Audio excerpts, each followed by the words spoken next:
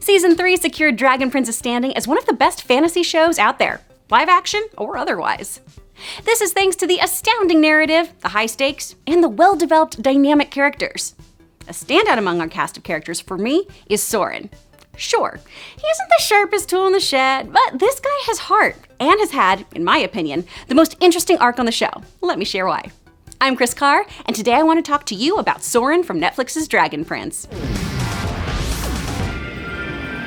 Before we dive in, I want to give a shout out to all of our sponsors on Patreon. Thanks to these heroes, we get to keep NerdWire up and running, and I get to keep visiting awesome properties like Dragon Prince. If you want to chip in, see if a donation tier works for you. We'll reward you handsomely in return. Straight up swag more your speed? Then click our affiliate link to TeePublic and buy yourself something pretty. You can match me in wit.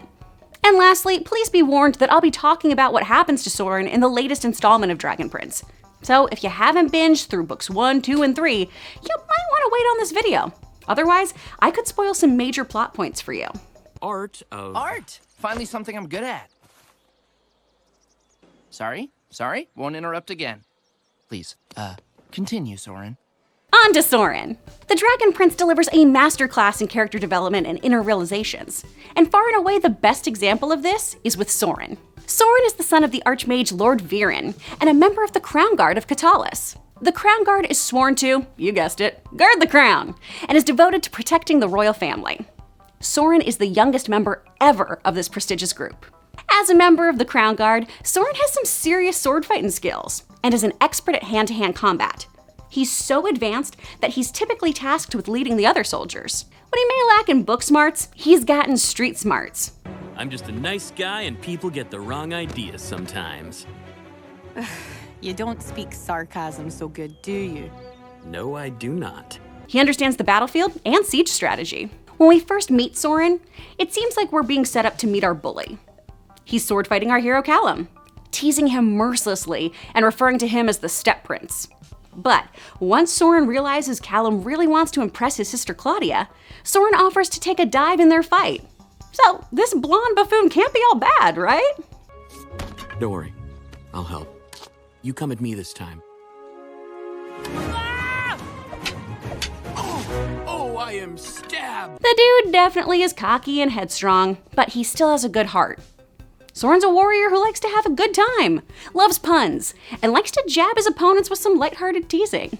His goofy sense of humor is a lot like his sister Claudia's. As the official Dragon Prince website puts it, quote, his joke-telling has a long way to catch up with his physical prowess, and, unfortunately, the human brain is not a muscle that gets stronger with more squats. According to the creator of the series, Claudia and Soren were just one character originally. In an AMA on Reddit, they said, for fun, the first scene I ever wrote in this world was a scene with a mage, Viren, teaching his child about the difference between primal magic and dark magic. As we developed the story, I ended up splitting some of the child's personality aspects between two characters, and that's how Soren and Claudia arrived. Another fun bit of trivia about Soren is that eyebrow scar he rocks. Apparently, what initially just began as a design choice has become a canon character-defining choice. Soren thought Corvus' scar was so cool that he attempted to shave his eyebrows to look like it.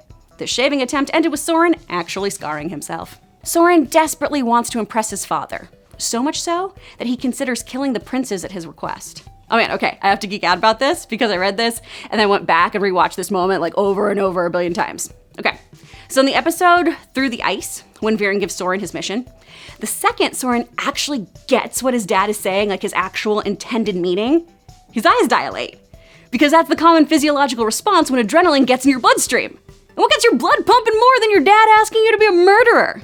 I love that little detail, it's so cool. We'll find them. I'm sure you will, but there's a bit of nuance to this situation. No idea what nuance is. As I've mentioned, Soren isn't exactly known for his intellect. He's all brawn, no brain for all of Season 1 and the majority of Season 2. So seeing him think for himself in Season 3 was a welcome treat. I'm all for a comic relief character who helps break the tension, but I always hoped there would be more to Soren than just cheap, dumb jock gags. After nearly dying and temporarily becoming paralyzed back in Season 2 while trying to carry out his father Lord Viren's command to kill the princes, we see Soren's character and his trust in his family begin to shift. Let's first dissect that scene when Soren comes to terms with being paralyzed. now I can't do anything terrible because now I can't do anything. This should be a devastating diagnosis to a warrior such as himself. And yet Soren feels relief. Think about that. He feels in that moment that the best case scenario that allows him to not murder the princes, his friends, and not disappoint his father is for his body to be broken. He muses what he can do now instead. Write poetry? Thankfully, no. The paralysis is short-lived thanks to Claudia doing some hinky hoodoo of questionable means, but this is a major turning point for our guy. We see him hesitate tremendously prior to the incident when it comes to taking out Ezran. He grapples with why his father would want him to kill a child. We all want to believe the best in our loved ones, but when Lord Viren tries to cover up his command in front of Claudia by saying Soren must have been confused and misunderstood what he meant, that was a big turning point. Surely you know your brother is, easily confused. Wait, I know I'm not the smartest, but I know what you said. No one ever says, take care of them in an ominous tone and means like, oh, give them some soup and make sure they're safe. No, that's murder code that literally everyone is in on. This is Soren's moment. Not only because he immediately feels that sting of deception and mistrust, he is devastated that his sister would so easily dismiss him and assume, yeah, he's an idiot who got confused. That is so incredibly hurtful. To have your intelligence so easily questioned and to be seen as a buffoon who would accidentally bring harm to children because of a miscommunication? Viren's gaslighting is bananas. I would like to point out that while Soren's intelligence is played for laughs a lot of the time, he really isn't that dumb. I need something from the princes. We have this. No, something more personal than a shirt. You mean like underwear? No! Okay, so he's not traditionally smart. Sure, he's goofy, but as I mentioned earlier, his combat training has made him pretty logical and intelligent when it comes to civil security. Soren just seems to be a different type of intelligence than his father or sister. He's not on their level about magic and other book-learned processes, but that doesn't make him less than.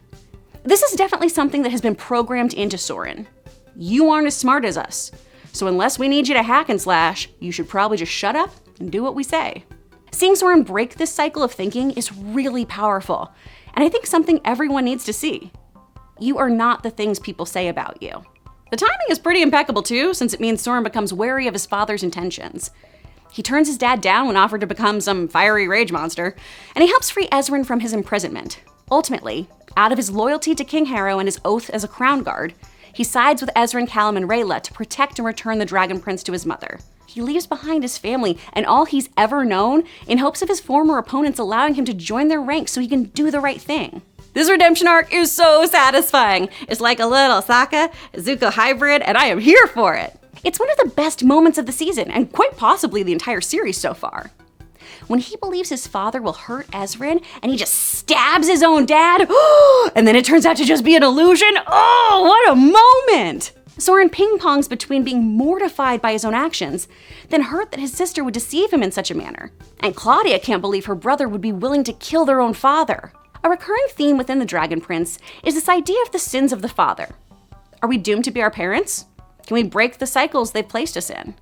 And we see this blatantly painted out when Ezran proposes that he and the other rulers don't have to engage in war and can instead choose peace. In Soren's case, he does opt to make a change and make decisions for himself. He pledges his allegiances elsewhere when his conscience will no longer allow him to follow his father's dark path. Feels a lot better to be on the side that's unchaining things.